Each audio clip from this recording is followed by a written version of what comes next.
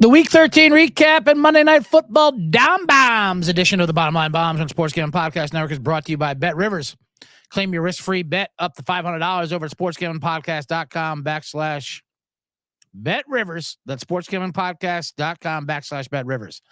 We're also brought to you by Game Time. Game Time tickets make the perfect holiday gift. Download the Game Time app today and use promo code CFBX for $20 off your first purchase.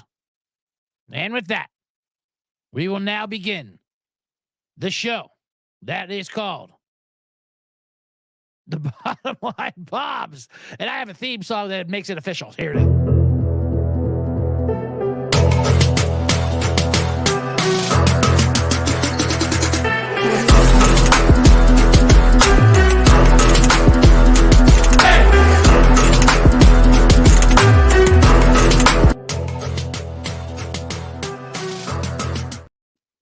Yes.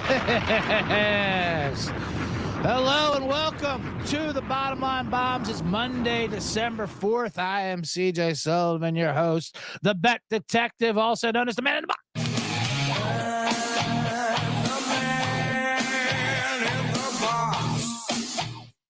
Yeah, there we go. As the comments light up, you're part of the C block. ER already in here with bombs. You're damn right. You're getting some bombs. You come into my comment section with bomb emojis. You're getting bomb sound effects. How about that? How about that? You like that? You like that? You like that?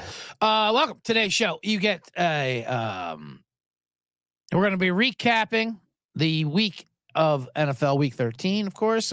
I'll even talk a little college football with the playoff systems. That's fun. When everyone gets upset, that's a story I like.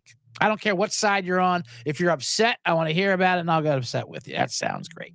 We'll also do, of course, a Man in the Box segment about other things, about occupational videos, maybe Matt Rife, ESPN, of course, involved a lot. And we have Monday Night Football tonight. I'll get to that very soon because I know it's time sensitive. With Jacksonville and Cincinnati playing tonight, the line is 10-40, which is pretty great. Chris Bivens, welcome to the chat. Said had him and the wife cracking up with that Kenny Rogers story. It's a legendary story. R.I.P. to the gambler, Kenny Rogers. Thank you as much. Eric Turman says he's inebriated as usual. How's it going, CJ? All right, Eric Turman. Well, it is. You're out in the East Coast. I assumed. I knew, though. Actually, I know who he is. He's out in this area. He's out in the East Carolina or Coastal Carolina, whatever. In East Coast, it's almost 5 o'clock. Here, it's just under 2 o'clock. We started a little bit late. Not too late. Because the C block got started a little late. Because college football experience, that show got going. I mean, Colby, he knew he wasn't going to be happy with that, with the committee's decisions. But we'll talk a little committee in a little bit because I love it. I love that just because of how angry everyone is. I mean, what my overall opinion before I get to it is, what do you expect? It's college football.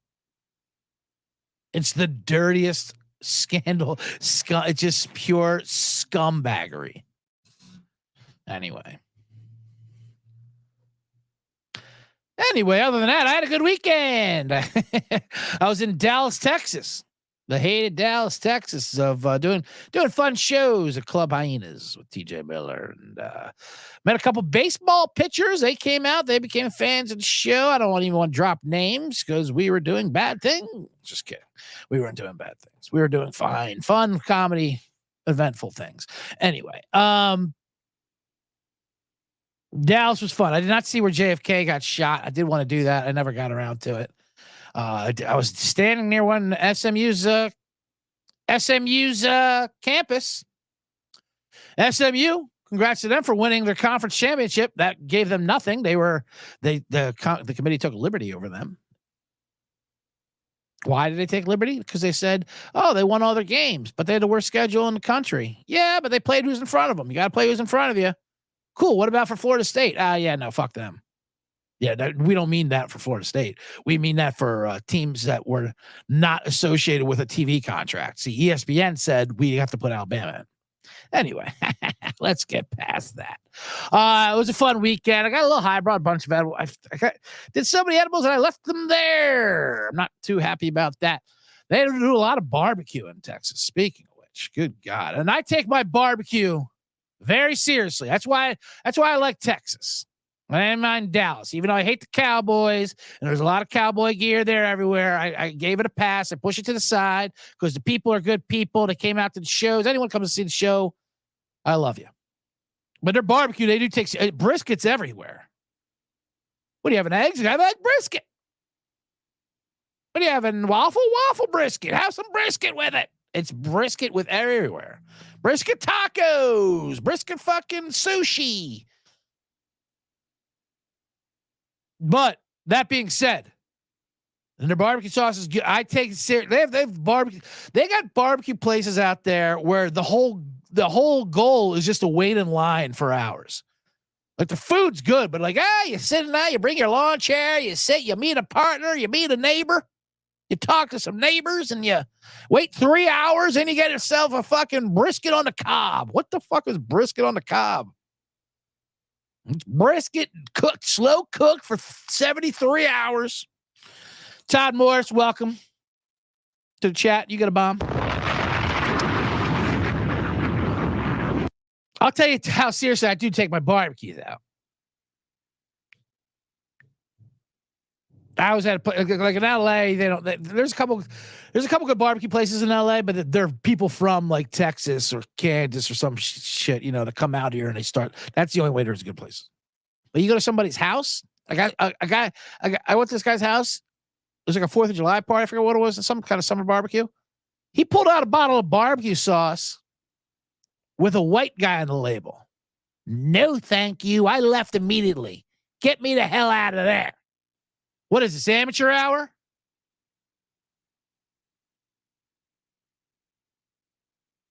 I want a guy named Stubbs on that sauce. Or Ray. Baby Ray. Sweet Ray. Any Ray will do. Get the fuck away from my ribs, Paul Newman. All right? You go to the end of the table with the salads where you belong.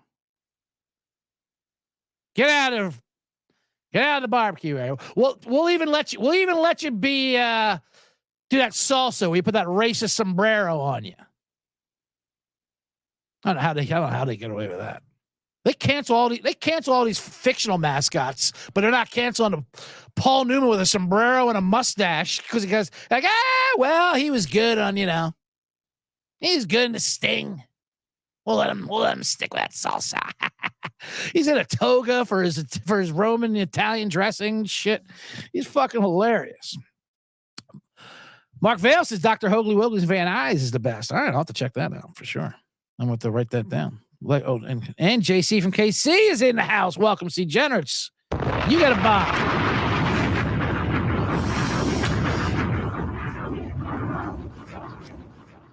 Anyway, where was I? Yeah, that was Dallas, Texas. Anyway, I got so high, I brought back some barbecue sliders. This is a true story. Then I'll get to the Monday Night Football real quick, and then we'll get into the show.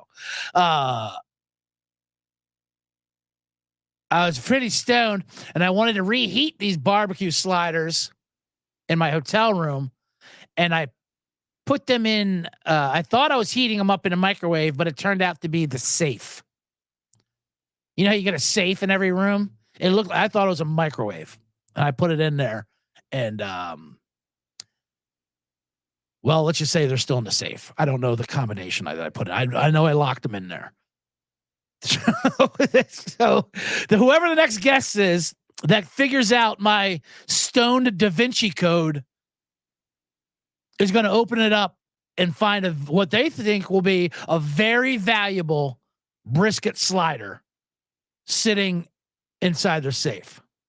Like, why did he leave this here? This must be a clue. There must be a clue in these brisket sliders. Why would he keep them in a safe? Well, maybe they are valuable. Who knows? Anyway, that's a true story. Good times in Dallas is what I'm trying to say. Had a good times in Dallas, Texas. Anyway, let's get to tonight's Monday Night Football game. Jacksonville, Cincinnati. The line is 10 over under 40. Jake Browning did not look good last week.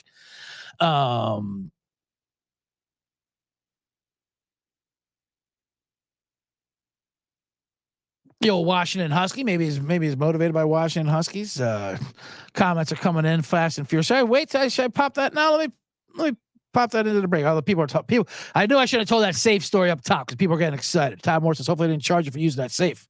You know, the Hawaiian shirt in as a joke in Vegas, and they charged me. Well, I can see you charging for a Hawaiian shirt for sure. Because now you don't know what to do to get rid of it. Well, the safe, see that's the beauty. If you want to leave something, you have to leave it in the safe. They won't know forever. You know, who knows when it's going to come out?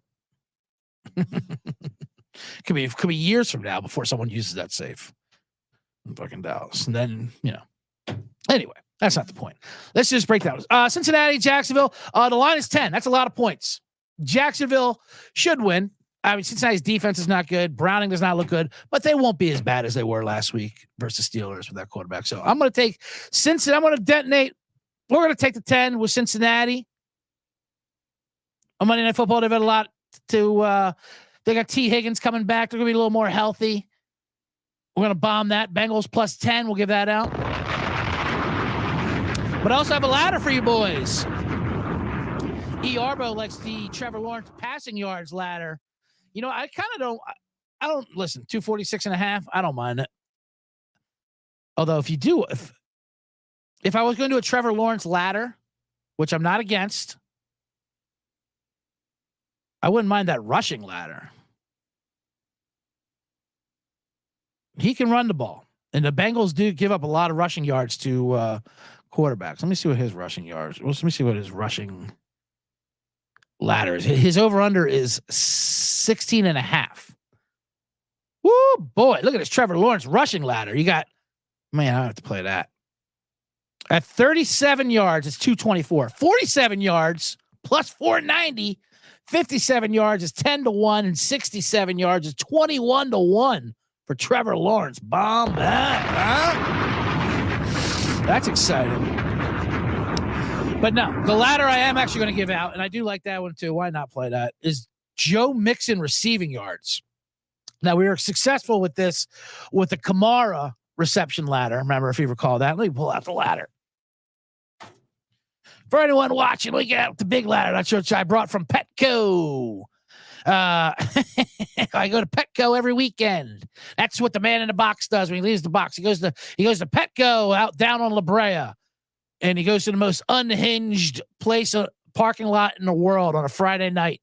Is a Petco parking lot where pet owners who do not give a shit about human beings park diagonally, perpendicularly. They leave the car running. And I have a fun little conversation with everyone over there at Petco. I made up this bird that I do not own. I call him Barry. Barry's got a big personality. Like, how's Barry doing? He's good. He wants a new ladder though, because I buy new ladders there every other week to spice it up here. So here's the ladder I'm going to run, and then I'll talk about Petco. Then I got to take a quick break, because they do have a nice community. I will say this about the pet owners: they're a very nice community at Petco on Friday, and they've accepted me, even though my lie about this bird that I own, that I don't own, that I say that I own, is getting away from me a little bit.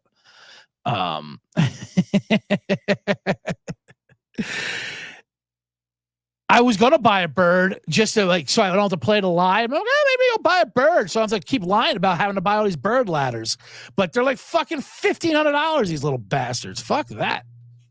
Anyway, I like Joe Mixon receiving, much like the Kamara receiving with check down Carr. Browning, he's going to be in a lot of pressure. He's going to check down a lot, I believe. His Mixon's receiving yards is 19.5. We're going to go over that, bomb that. And his reception total is 2.5. We'll bomb that over both of those. But when we go to the ladder, when we climb the ladder, we'll start off with Joe Mixon over 4.5 receptions is plus 230. Then we go over 5.5 receptions. The next step of the ladder, if we want to, get to the top of the fridge, get the peanut butter down. That's plus 460. And now, if we go all the way to the top rung of this ladder, and this is very achievable, get to the roof, put the Christmas lights up, if you will, get on that rooftop. Over 6.5 receptions. That's 7 catches for Joe Mixon, plus 900. That's 9-1. Bomb that. And there it is. There's your Joe Mixon ladder. Let me rock that. There we go. I have some stickers on there anyway. All right. That's the Joe Mixon receptions ladder. I also don't mind a Trevor Lawrence rushing ladder. Arbor likes a Trevor Lawrence passing ladder. Listen, any ladder chatter, I'm all about. I'm the leader when it comes to the ladder. You can't spell leader without ladder. Maybe you can. Actually, I don't know if that works out. You need an extra D, I think. Anyway, it doesn't matter. The point is, get on top of that ladder and we're going to have a fun time. Man, I went a little long on that one, but it's all right because I have to talk to you about Bet Rivers. We're brought to you today by Bet Rivers. It's available in over 14 states, plus Ontario, Canada. It's got some of the best live betting markets in the space. Their betting menu is second to none, including a ton of props. My Bet Rivers play of the day is, well, I just said it.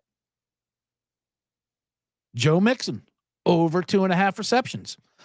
Sign up using our link to get a risk-free bet up to $500. Just go to sportsgamblingpodcast.com/BetRivers. That's sportsgamblingpodcast.com/BetRivers. Problem gambling? Yeah, you do. Call 1-800-GAMBLER. Anyway, we are back on the Bottom Line Bombs. Sorry, I went a little bit long there. Bottom Line Bird, Todd Morse says. I like that, BLB. Bottom Line Birds. 20% off. He says also, so you should get a bird for the show. I wouldn't mind getting a bird for the show. Get a little Bottom Line Bird for the show. That's why I said Bottom Line Bird. I do a show in Laguna Beach occasionally at this place. This restaurant, Mozambique, I think it's called. They have parrots and toucans and shit outside. Those are expensive, exotic birds. And they're the birds that like talk shit to you and they talk and they're like, and they repeat you because they're smart. They're real jerks, though. And I always said parrots wouldn't be such assholes if they tasted better, but they know they don't taste good. So they know we're not going to eat them. But if they tasted better, yeah, they wouldn't be such jerks. And they are. So I'll go out there and I'll do notes and they make fun of you. They mimic you. I did this groan because I came out as a comedy show. I'm like, oh, I don't even realize I do these groans. I'm just how I'm naturally miserable.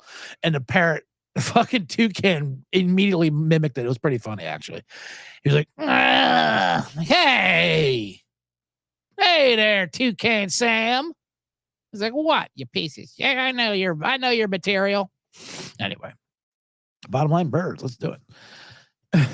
Teach a bird to do Uncle Kevin's. Like, now that would be incredible. Todd Moore says I should teach the bird to do Uncle Kevin's line. If you can get a bird to go, how about those Giants, baby? You bet your ass. How about them Giants, baby? Huh? You bet your ass. How about them Giants, baby? Huh? You bet your ass. All right. Speaking of Uncle Kevin and guys like that and like myself, let's get into the NFL Week 13 recap a little bit. And with the game of the week, that was supposed to be the game of the week, but was a fucking blowout, and that was Eagles 49ers. But listen, I'm an Eagle fan. I like San Fran -3 in that game. It was a bad situational spot. Even despite the situation, it didn't matter. I mean, the Niners were clearly the better team. That Eagles defense is in trouble. It was a bad schedule spot for sure. It was the third game in 13 days for Philly. San Fran's been off since Thanksgiving. They had this game circled all year round since the NFC Championship revenge game with the Brock Purdy injury. They better have won that game the way they were fucking crying all year. And they did. They destroyed them. No doubt about that. They absolutely ran roughshod at them. But who cares? How fun was this story with Big Dom, the security guard? Now that's what I'm talking about. That's some fucking football. Tommy DeVito's dad, Arbor wants to know. Is that Tommy DeVito's dad? Now that's my Uncle Kevin, buddy. But is Big Dom Tommy DeVito? If you can see the thumbnail, I put my face over Big Dom, the security guard with the Italian flag. These fucking Eagle coaches, and I love them. Sirianni, and Big Dom, the security, Big Dom, he defends you, the security guy, with the Italian flag badges on their sleeves and their hats is so fun. I mean, can you get more Philly than this shit? So if you didn't see it, there was a little moment where the Eagles had a little bit of momentum. Niners were looking good, and then there was a Greenlaw does a fucking late hit on Devontae Smith, and there's Dom, head of security for the Eagles. He gets in there, he goes, "Hey, separated!" And Greenlaw throws a little jab at his face, and "Oh, my Mono, you get the fuck out of here! Whoa! You don't do Devontae like that, all right? I'm Big Dom. I'll tell you what restaurant to go to in South Philly." That's how it started off the broadcast. Greg Olson, those guys are thinking, "Hey, Dom gave us some restaurant choices." Hey, there he is mixing it up. And then they kicked Greenlaw out, and then they kicked Big Dom out, and then, of course, he gets a standing ovation. He's going to be a Philly legend. I love him. Philly security. He rocks like Puma tracksuits. You can't get better than this. What security is he doing on the sideline? There's 100 guys in full pads. He's running security down there. So fucking funny. And listen, everyone's got to lighten up about this. Everyone's like, "Oh, how can someone who's not involved in the game?" He didn't run on the field. He came. There's a 500 guys on both sidelines. Nobody knows who it is. That's how the Michigan coaches can wear disguises and shit. No one knows. Players say they don't even know who the fucking coaching staff is. They go running out there like, I thought there was an Eagle game where a drunken fan ran out with the players, and he got arrested right afterwards. He ran out during introductions, and all the players like, "Yeah, I didn't know. No, didn't mean anything to me. I thought he's just another assistant coach. You know how many coaches we have? I don't know who these guys are." So Big Dom's the problem was the referee just never should have kicked the player out. Don't kick fucking Greenlaw out. Hey, gave Dom a little slap. Dom didn't care. Dom's like, "Hey, Dom's yelling back. So what?" So they're yelling at each other. So what? Why are they kicking anyone out of a football game? What could you possibly do in an NFL game that warrants getting kicked out? That's not happening between the whistles, is what I'm trying to say. Like, "Oh, that was over the line. You smacked this. You threw a punch." Like they did that to Pacheco last night in the Sunday night game. "Oh, but you threw a punch. Who cares? If anything, you're hurting your hand." Why is that being kicked out? During the game, they're smashing the shit out of each other and giving each other brain injuries. That's fine. That's all legal. "Yeah, but Big Dom, you don't cross that line, Big Dom." Doing security. We're fucking security. Anyway, loving Big Dom. I'm going to have to do a video. All right. I'm not for you degenerates. I'll give you a little teaser.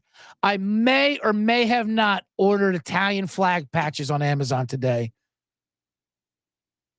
to wear for a Dom video. Okay. I'm not saying not a Dom sub video. I'm talking about that's a Dom sub video I can get into. You know what I mean? Big Dom eating an Italian sub. That's a BDSM, but oh, CJ, what are you doing? You're having too much fun. Having too much fun sometimes. Anyway, Niners destroyed the Eagles. Niners -3 was the play. I did mention the KC Green Bay game, of course, a Sunday night game. The Chiefs and Eagles are clearly not the same team they were last year, the Super Bowl teams. That doesn't mean it can't still be, but they got a problem for sure. Packers look good all of a sudden. I will say this, though. And then it comes down to the last drive. Mahomes throws another bomb to Marquez, devious Scantling, who doesn't drop it this time, but he gets interfered with, clearly. Clear pass interference. Guys all on top of him. They don't call it.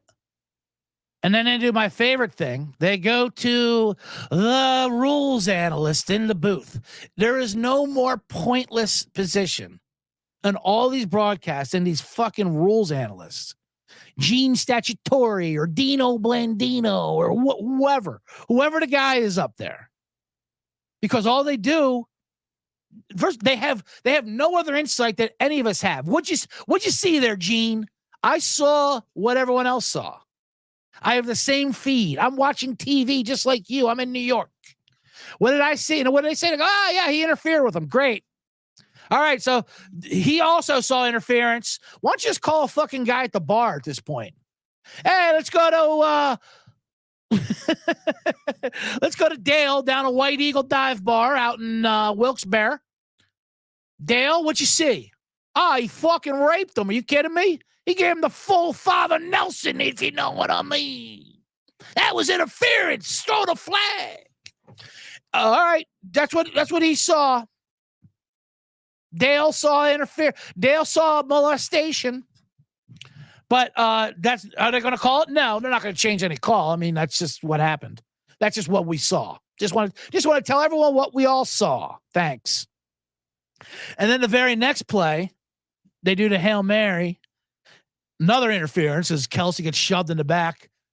But then there's just a conversation about it. They come in, yep, also interference, but this time, it's a Hail Mary, so we kind of get away with muggings. No one really cares. It's kind of understood that in a Hail Mary, you're going to get interfered with because we think it's cheap to score in that play. Nobody wants that. And they're talking about it for like 10 minutes. Okay, enough. Who cares? That was blatant. I mean, he did shove him in the back, but so what? So what? The Van Scanling one was gross. I mean, how do you not fucking call that? Why do I curse like that for no reason? Because I got Dom in me. I got Dom security in me. He dropped a few bombs, you mother, you paisano, you passing paisano. Then I love they asked Patrick Mahomes about it, and Mahomes is like, and Mahomes defended the refs because he just like the TV analyst refs, he is the league.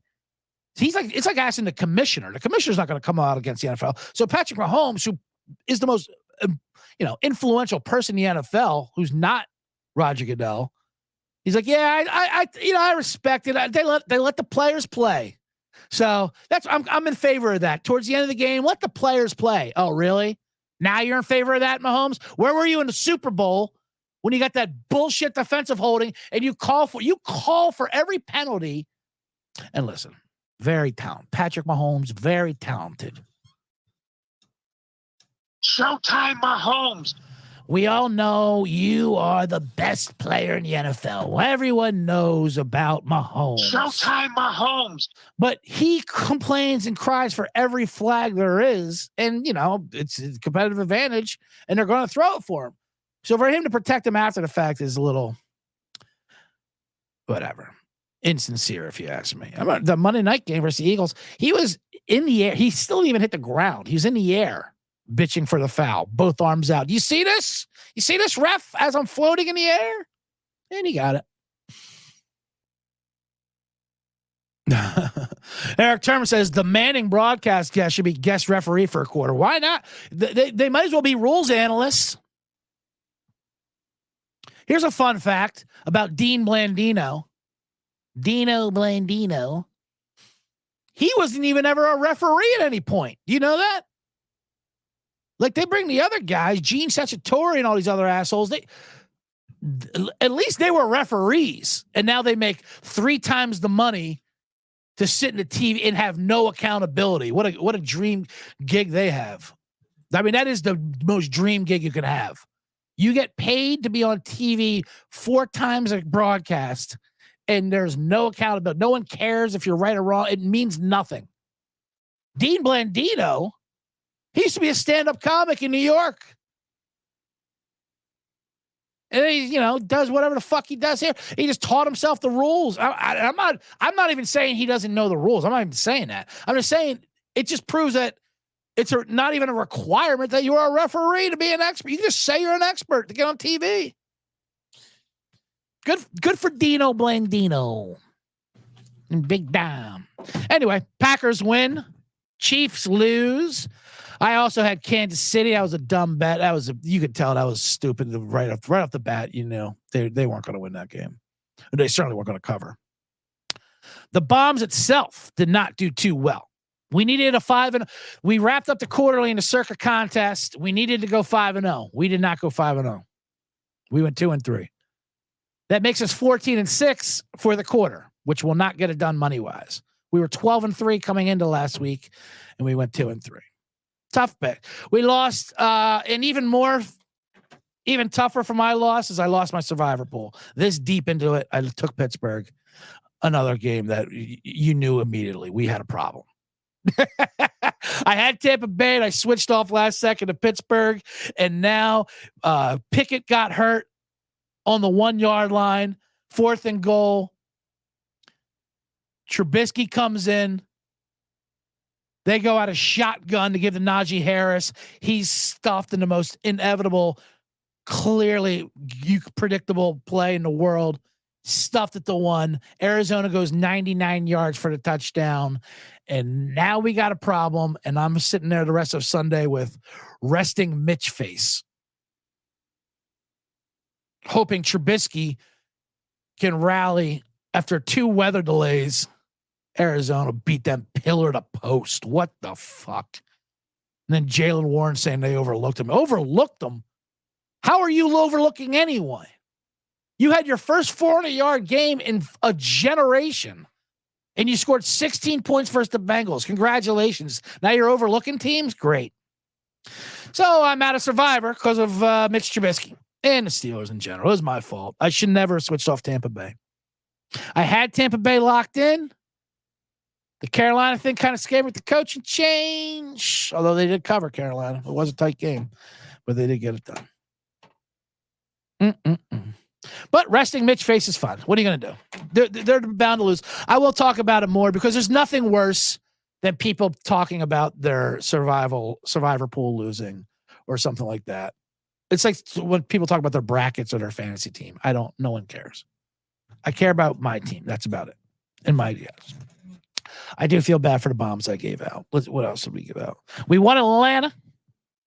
We lost Denver. And we lost Tennessee, Indy. Ooh, Jesus Christ. We lost that on a missed extra point, Tennessee. Oh my God. That's what things were just, yesterday was a bloodbath. It was a massacre. My God, just thinking about it now, I can't. You know what? I'll come back. I'll recap some of those bombs. I'll get into the college football, and then we'll talk some man in the box. Arbo has a good point. What is with the Steelers players making excuses after every loss? They just aren't very good. That's a solid point. They're not. They do love making excuses, right? Those goddamn Yinzers. Deontay Johnson blamed the refs after Jacksonville, and they lost their whole game. I know. I was expecting a big game out of Deontay Johnson too, because he had that video of him last versus the Bengals where he showed zero effort on that fumble, and he had to apologize to his team, which is pretty rare. He still did nothing. I mean, granted, he had Mitch Trubisky at quarterback. Anyway, we'll come back with that. But first, let me tell you about Prize Picks. Prize Picks is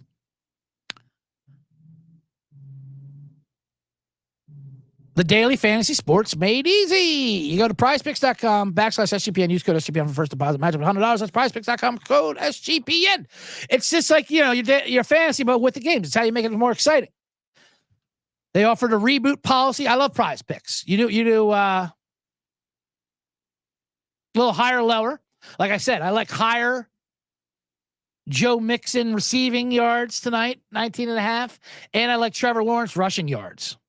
I think 17.5.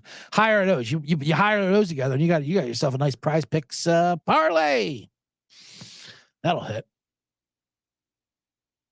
They got that reboot policy too. I always offer that. I don't always offer it. I like that. This is what I like about Prize Picks. If your player gets hurt, they reboot you, and you get another replacement player. It's the only daily fantasy sports platform that does that with an injury insurance policy, because that's more like real football. Isn't that the worst about fantasy football? You're playing against someone, next thing you know, your quarterback gets hurt. You're like, oh, okay. Does an NFL team just go out there with 10 players? No, they replace them. You don't just get nothing out of that position. But in fantasy, nope, you get nothing. Sorry, not replaced. Prize Picks replaces it. So go, like I said, go to prizepicks.com/SGPN. Use code SGPN for a first deposit match up to $100. Prizepicks.com/SGPN. Code SGPN. Prize Picks is daily fantasy sports made easy. We're also brought to you by Game Time.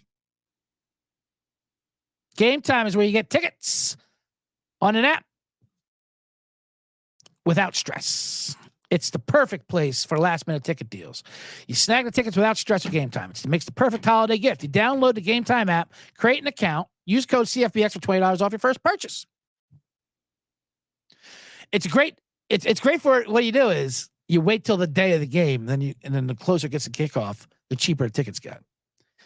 And there's a lot of events like the LA Bowl coming out here. They're trying to get me to go to that. The Boise State versus UCLA that Gronk is hosting. You get to go meet Gronk on the 50-yard line. And the tickets right now are outrageous. But if you wait till Game Time, use the Game Time app with code CFBX, get $20 off your first purchase, and boom, you get a cheap ticket. And it's a seat, where it is too. It's got the 3D virtual thing, shows you exactly where it is. So there's no hunky-dory, hanky-panky going around. You don't go up to the vendor and all of a sudden, hey, this is for the Ice Capades 6 months from now. You're like, what? Ice Capades? I thought something was up with Ernesto. Ernesto. What's the Rock's Disney one with Mona or Moan or whatever the hell her name is? Anyway, that's supposed to have a good soundtrack. I don't feel up with this. What am I talking about? Game Time app. Get your cheap tickets today with code CFBX, $20 off your first purchase. And we're back on the bottom line bombs. Let me say, my ad reads, I think, are stellar. Mona, says JC from KC. Thank you very much. I can't imagine Game Time would be disappointed with that ad read. That was amazing. Thank you for everyone here on YouTube that's helping me out with my ad reads as I literally ad-lib the ad reads. That's what I say. And ask the audience, what's that Disney one with The Rock? It's Mona. Thank you, JC from KC. And thank you, everyone on YouTube. Make sure you hit the like button while you're watching it here. Hit that thumbs up. I don't even care if you like me. I don't like me, but I tell myself I do just to get through the day and life. So do that, please, for me as well. Hit the thumbs up, like it, subscribe. Tell 50,000 of your friends about the show while you're at it. All right, we're back here on the Bottom Line Bombs. Boy, the show's going a little long already because I'm having fun. It was that microwave story in the beginning of the safe. There's so much to talk about too. I wanted to get into college football. I wanted to recap real quick the NFL though. Again, like I said, we won the Atlanta. I might have a gambling thing here with this Atlanta Jets. So we hit Atlanta. That was just a pure fade of the Jets under quarterback play, Tim Boyle. Although I wasn't happy when they finally put in Trevor Siemian. So I'm like, this guy can actually throw a forward pass. But I gave this out in the prop show on Kramer and Sean's main show. They do the prop show on Thursday. They have me on as a weekly guest, basically there. Not every week, but mostly a lot of weeks. And we do some ladders there, ladder chatter. And DeGen parlays. And my favorite DeGen parlay, which I think I'm going to start doing now, I gave it out, it just missed, is you parlay. You can put the guy who scores the first touchdown, and you can also score the last touchdown. Now, if that's the same guy, you can parlay that together if it's only one touchdown. This happened with the Monday night game versus the Bears-Vikings, which the Bears won without scoring a touchdown, but there was only one touchdown on TJ Hawkinson. So if you had Hawkinson first touchdown and last touchdown, you parlay that, you hit them both. Now with the Jets, I gave out Algier. He didn't score. It was some fucking bum tight end, which makes the odds even juicier. McGraw or whatever the hell his name is. So with the Jets, their opponents only score one touchdown because once they do it, they shut it down. Because the last thing you want to do is just don't turn it over to them and you'll win. So that might be my angle going forward. Just pick a few guys on their opponents, whoever's playing the Jets, and you pick one touchdown and that's it. First and last parlay it, and you got yourselves a juicy pot. I think they're playing the Texans this week, so we'll have a lot of good options. Speaking of Texans, they beat the Broncos. Big win there. Russ cooked about 4 interceptions. Houston wanted Denver to win. Denver was like, yeah, no, we're good. Russ said, we're going to ride this nation out. That was a weird game. It looked like, Houston went up not big. They were up early and Denver came back and then Russ just kept throwing interceptions. Oh, well. Arizona, Pittsburgh already went down that one. Detroit, New Orleans. That was a wild one too. Detroit was up 21-0 before fucking I even sat down. Before I even got back from the airport. I landed at LAX before 10 a.m. and before I even fired up the TV. Detroit was up 21-0. What the hell's going on out there? And then the Saints come back. It's 24-21. And then the scene, I think, happens in every single Saints game. Derek Carr's shoulder is just not attached to his body.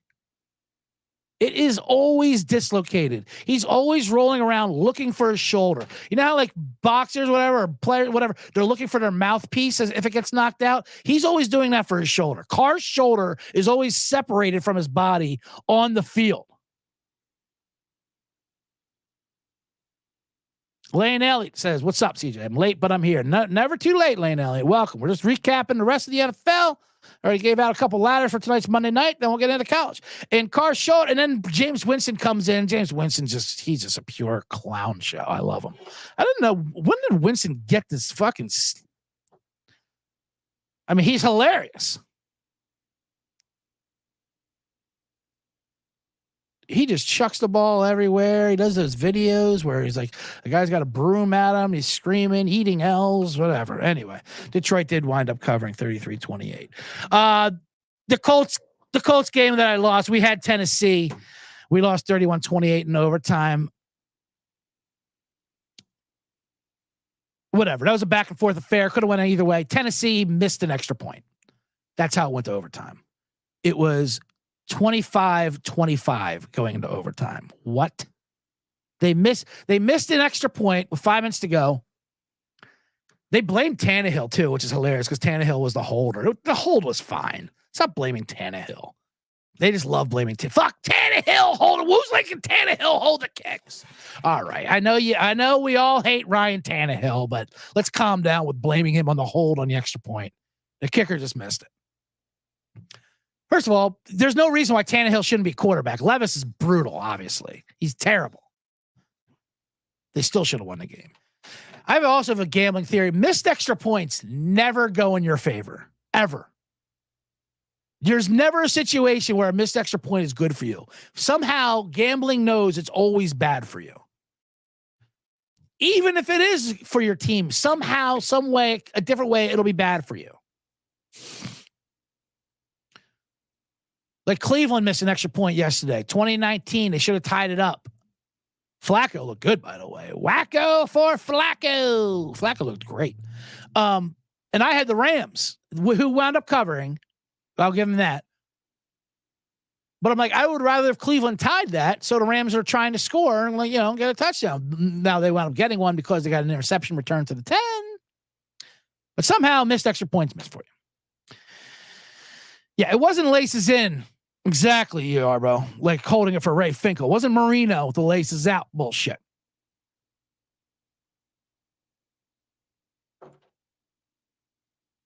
But it's just Tannehill being out there. They just hate Tannehill. So anyway, and the Colts also blocked 2 punts, one for a touchdown, the second one to the 10-yard line. The second blocked punt, he didn't even kick it. He got there so fast, he slapped it out of his hand. Tennis Vrabel, what are we doing here? He just slapped the ball. Like, give me that ball. He slapped it out of his hand. Then he broke his leg while he's at it. Since I can hit you, I might as well break your leg. And they did.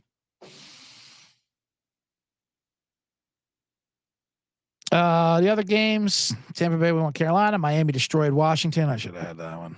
That was an easy one. Yeah, we broke down. That is all the games.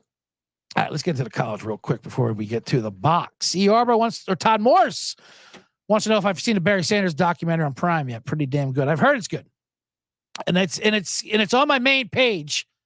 Every time I turn on the TV, that Amazon main page, they put that thumbnail at you. It taunts me. Problem is with it, and I will watch it. And it is great. And, Barry Sanders is great. First of all, I don't like the trailer for it. I don't like to see Eminem and Jamel Hill. And I don't need to see all these. Everyone's got everyone. I love, like, all right, you went to Detroit, Rick Mahorn, Kiss. What about, White Stripes. What did you think of Barry Sanders? I'll watch it. I heard it's great. I'll watch it. Problem is, like, especially like yesterday, like, by the time I want to watch something that's not football, I don't want to watch more football, like in a documentary form. Like I feel like I should diversify my life a little bit, and watch new Fargo or something, which is pretty good. Tune into the new Fargo. Every season of Fargo is good. Anyway. Let's get into that college football play. College football a little bit. I'll talk a little bit about that. Just because, like I said up top, I am excited anytime. Todd Moore says, Tim the Toolman Taylor's in it. Of course. Why wouldn't he be? He's a famous Detroit stand-up comic. Went to jail. Sold cocaine. Snitched out his dealer. Got out as well as he should. People like making fun of him for that, speaking of which.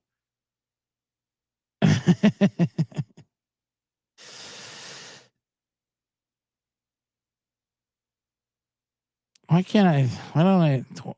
does Tim Allen's name slip my mind? Tim Allen is his name. Stand-up comic. Famous stand-up comic. He's Republican, so people don't like him. At least on Twitter, like my generation. And they do like saying, like, yeah, he was a snitch. That's how he got out of fucking jail so early. Like, okay, what would you have done? Like people blaming him for that. Yeah, no shit he did that. Well, would you have gone down with the ship and done 20 years of coke on Twitter? You fucking whatever. People talk tough online is what I'm trying to say. Anyway. Oh yeah, the college football. So Florida State out, Alabama in, which is hilarious. Only because the committee thing. People are just upset, and I get it. And it's ridiculous that they did that. It just shows how transparent it is that ESPN and FOX, they run college football. It's because they have a contract with the SEC and Alabama and Nick Saban, and that's ratings. And I get it. They pretty much do say it. But it's hilarious watching people on ESPN defend the decision because it's indefensible. It really is. Their quarterback got hurt, so they probably wouldn't be good, says Greg McElroy, a terrible quarterback on a good team that won a national championship. Or tried to win. I don't even know if he won. Who cares?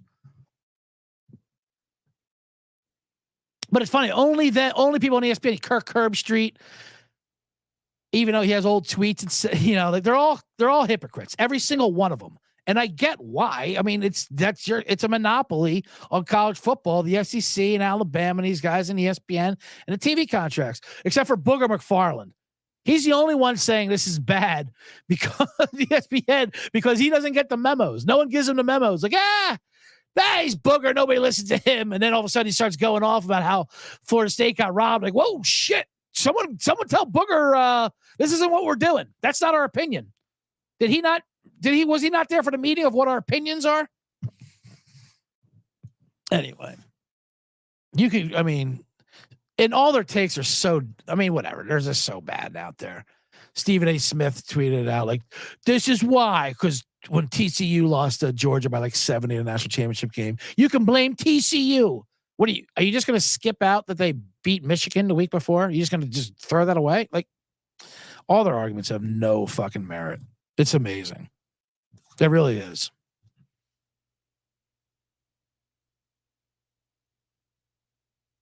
I don't want to get too into college football because college football is already this is the best way for college football to end. There was no need for it, but we're going to do it anyway. We're going to do controversy because it's so fucking dirty. It's just so dirty. Right, exactly. TCU beat Michigan. No one cares. No one cares. Like, well, Florida State didn't look good versus Florida. No, they didn't. They only covered in Florida, who almost beat Missouri the week before. While that game was happening, Alabama did not look good versus Auburn. They needed a miracle to beat Auburn, who was 6-6 and just got destroyed by New Mexico State. Yeah, but that's Alabama. We don't like to talk about that. They're like, well, we can't have a third string quarterback. The game's in a month. It's not going to be a third string quarterback. And that's more impressive that they won with a third string quarterback against Louisville. Anyway, I don't like to get into the details too much because it's college football, but it's just so dirty. It's run by the South, and that's all they have in life. If they had a stadium that sat 500,000 people in Atlanta, they would be there. Alabama fans would be there. 1 million Alabama fans would be there if they could see them. That's all they have in life. So let them argue it. Let them have it. I get it. It's kind of brutal. And then ESPN, they trolled them. Did you see it on their TikTok? ESPN put out the thing like they put that Isaiah Thomas soundbite. You know, they're trying to be funny. Like, here's Florida State getting snubbed. And it's like, oh, I've made all the requirements, whatever. It was a joke thing. I love when anytime they have an intern running their social media, they do the joke. Yeah, but ESPN, you're the fucking reason why Florida State's not in. You. No one else but you, ESPN. Roll damn Tide, says Todd Morse. Listen, I'm all for it. I don't care. Who cares? Roll damn Tide is right. I'm not even talking shit about Alabama. Who cares? Who cares? I hope they beat Michigan. I'm always up for beating Harbaugh. Although I don't. If they win on the national championship, who cares? I liked when the newspapers used to vote for the national championships. The AP. Then you can just have your own paper vote you in. Have Liberty win it. Fuck it. The Liberty Christian Eagle of Christ Gazette says Liberty national champions. That's another thing. So then Liberty, like I said this in the top, they chose them over SMU, who won their conference, to play this bowl game. Like, well, they're undefeated. They won all their games, even though they had the worst schedule in the country. Yeah, but they played who's in front of them. That's all you can do. What about Florida State? Yeah, not with them. No, that doesn't count for them. The AP will rise again. Have the bots do it. Have Sports Illustrated. Sports Illustrated's AI bots should determine who the national champion is. I should be in the box for this. Let me get in the box real quick.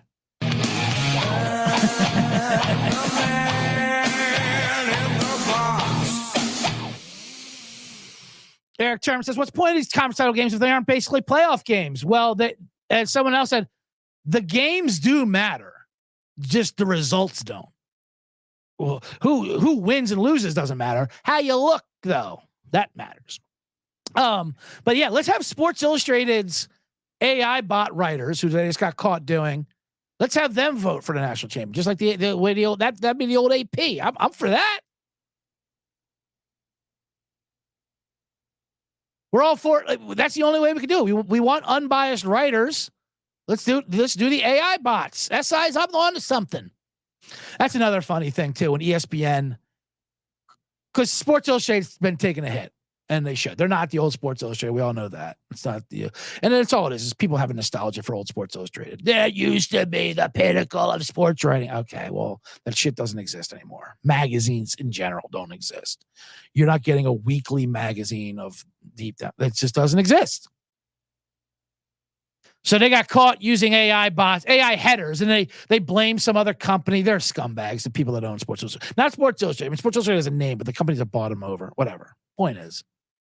And of course they use AI fucking bots to write articles. But now you have ESPN. They love that they can look their nose down upon someone else. They're all talking trash on them like some Around the Horn episode. ESPN, go. Since when do you give a shit about journalism, ESPN? Your entire network revolves around Stephen A. Smith fucking screaming and Pat McAfee saying Cuzzo in a tank top. You had one show, the Sports Reporters. You put it on a Sunday morning at 3. And they cut that down to 20 minutes. Fuck ESPN. They're the fucking worst. They're the absolute goddamn worst. Here's the thing, too, with that AI story with Sports Illustrated. The articles in question they were talking about, they weren't like covering games or any shit that people want them to think it is. They were like, they were paid advertising articles, which people do nowadays all the time, including here at SGPN. Live under the hood. You know, it was like an article about volleyballs or some shit. Like, regulation volleyballs. Is this going to be the new thing? Anyway, here's a link to buy volleyballs on Amazon. Like, oh, okay. This, I don't think a person wrote this. His name was like Eddie Diaz or some shit. I think that's a good thing. People shouldn't have to write that. Have your bots write that. And if you can't determine an AI bot article written about volleyballs with a link for you to buy it, then you know what? I don't think journalism integrity is really what you're concerned. That's not what you're talking about. Todd Moore says Beano Cook is rolling over in his grave after the weekend. Oh, Beano Cook. I love Beano Cook. Ron Paulus is going to win 7 Heismans.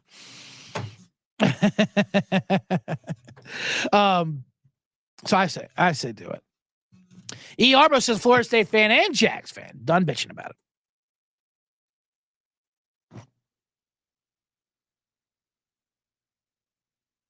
I will give you this, Yarbo, because you're right. People are saying about the blowout thing. What are you going to use? You're going to use Vegas lines for any of these games? Yeah, I get.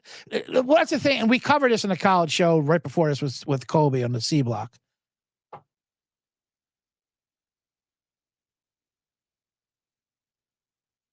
But that's not even the 4. You can't even say it's the 4 best teams if that's your criteria. Well, we went to 4 best teams. Well, then fucking put Georgia in there. They only lost by a field goal to Alabama on a neutral field. They didn't lose at home to Texas by double digits. They shouldn't have even lost that game. That ball was incomplete, but they didn't review it. Anyway, that's not the point. Put fucking Georgia and Oregon and Ohio State. I still think Oregon's better. So that's the thing. Oregon was favored by double digits over Washington. Everyone, if you just assumed it, and then Washington wins. So you can't just assume these things. Yeah, I don't think Florida State would get blown out either. I'm like, well, the line's 14 with Georgia. What's that tell you? That tells you Georgia should be in there. That's what it tells me. And that game between Georgia and Florida State will mean nothing as far as arguments go. Like, see, this is why, because you're talking about different motivations and who's going to be in transfer portals. Anyway. Texas, Todd Moore says, doesn't think should be in there. Texas has different.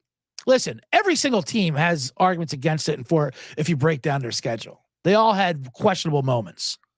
Florida State included before their quarterback got hurt. They had a questionable game versus Boston College. They should have lost to Clemson. Although Dabo's that's what I do love about this. If Dabo Sweeney, whatever that crazy Christian cult leader is down there in Clemson, wherever the hell Clemson is, if he doesn't pull out a guy from Madison Avenue or working the stock market in New York to come kick for him that week, and he shanked a 30-yard field goal, and they would have beat Florida State, none of this would have happened. So I kind of like that too. Yeah, Texas had a lot of questionable games. They should have lost to K-State. They should have lost to Houston. If only there was a way to figure this out. Like, games and playing and playoffs, because this isn't a playoff. It's an ESPN Invitational. Although that's been coming out too, how Florida State also pushed back into, because the 12-game playoff, which is happening next year, is supposed to be this year, but they pushed back on it. ACC and Pac-12 and the Big 12. They pushed back basically because they were angry at the SEC for poaching Texas and Oklahoma, so they wanted to swell up their chest. And you got what you deserved. More corruption. Which is hilarious to me.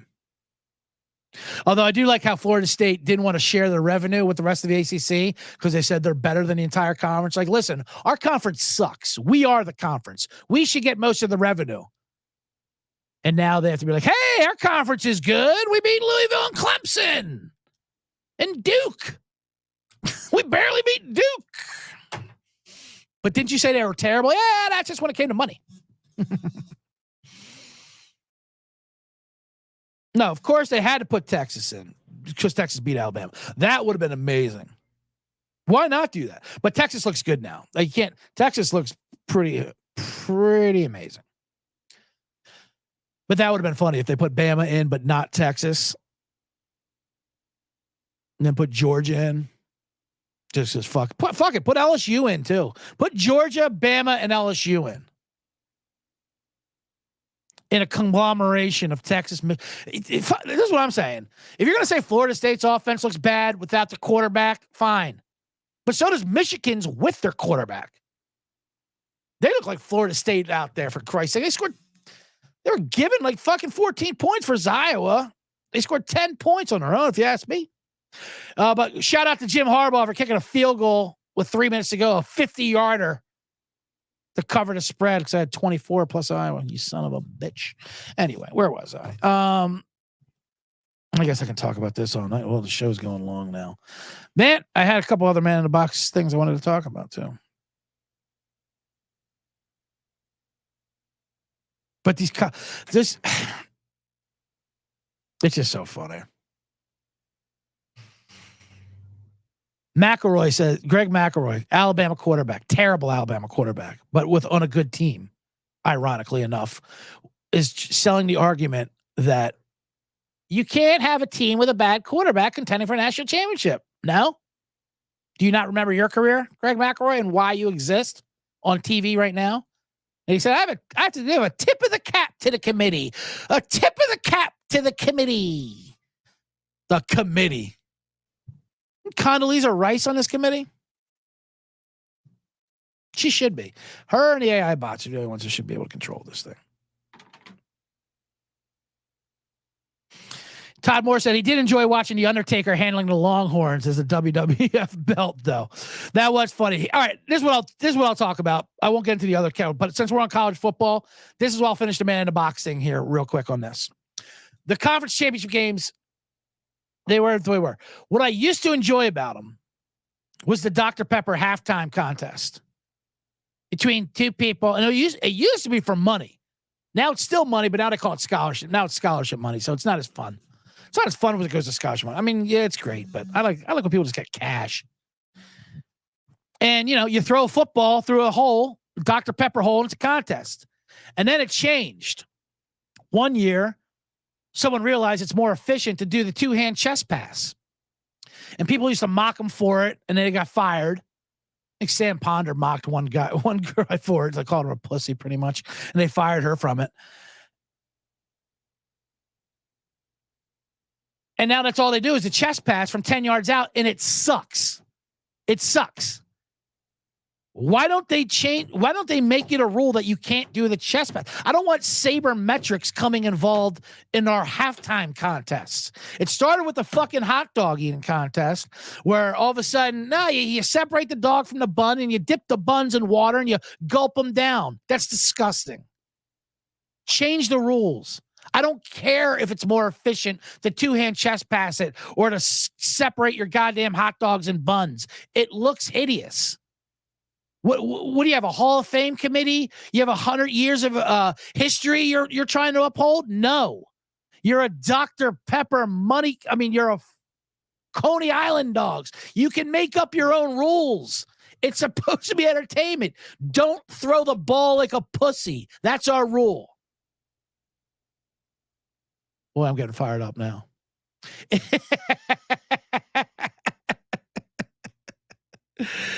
Oh my God. I mean, is it supposed to be for, I'm just saying, you control. I don't want sabermetrics for my halftime shows. That's all I'm saying. You control the rules. Just make it a rule. You can't chest pass it. You have to throw the ball like a red-blooded American overhand.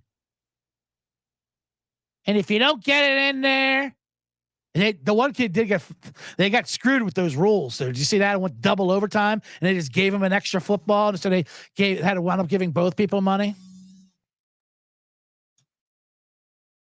I know that is the thing. It is less efficient. I get it. And eating hot dogs with a bun is also less efficient. I don't care.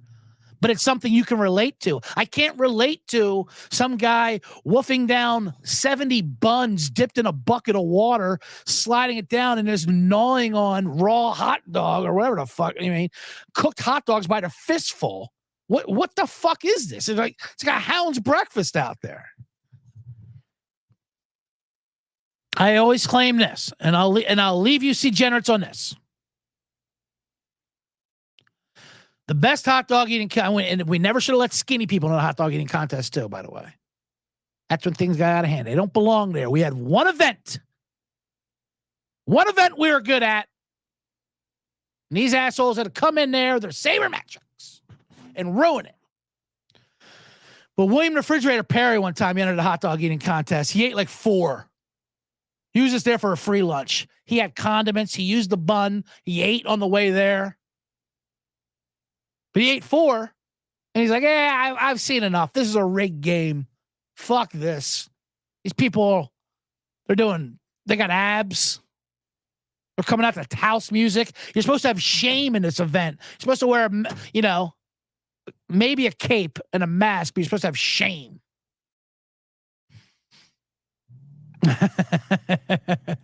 Todd Moore says Zach Wilson should throw the Dr. Pepper chest pass. Might help him. That's good. That's a good line, Todd Morse. Tell you what, that's shovel. That's what Russell Wilson basically does. He's the king of the Dr. Pepper shovel pass when he's tripping. Well, you think it's going down. Yeah, Mahomes is good at Mahomes. The flunk Mahomes through one yesterday. Underhanded behind him. The old fucking, like he's doing a Jenny Finch softball pass. Whoa, the windmill. Anyway, I feel like I'm losing some people here when I talk about it. Yeah, the fridge had relish on his goddamn hot dogs. Best hot dog eating contestant of all time.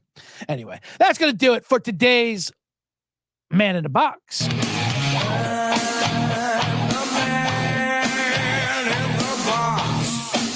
The show went a little long today, but that's all right. I appreciate all you see generous, especially here today live with me in the chat room.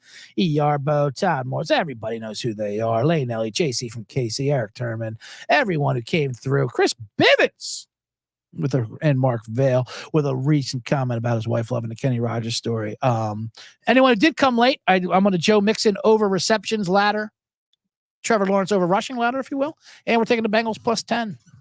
Other than that, that's going to do it. Make sure to follow me on X at CJ Sullivan _ or Instagram. CJ Sullivan was taken, not like Liam Neeson was taken, like the name was taken. So I just used that with a bunch of underscores in between it. It's on the ticker thing there if you saw that. Of course, subscribe to the Bottom Line Bombs and all the other shows on the SGPN. And maybe, just maybe, we'll get a Dom the Security Guard video coming out this week for Dom Bombs. Anyway, that's going to do it for today's Dom Bomb Show. And we are